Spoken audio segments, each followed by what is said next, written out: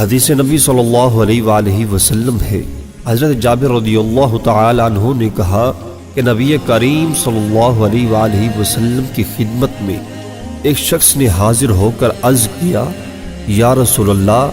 میں نے خواب میں دیکھا ہے کہ گویا میرا سر کاٹ ڈالا گیا ہے۔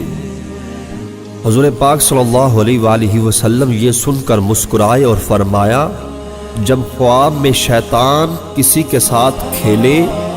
تو اس خواب کو لوگوں سے بیان نہ کرے۔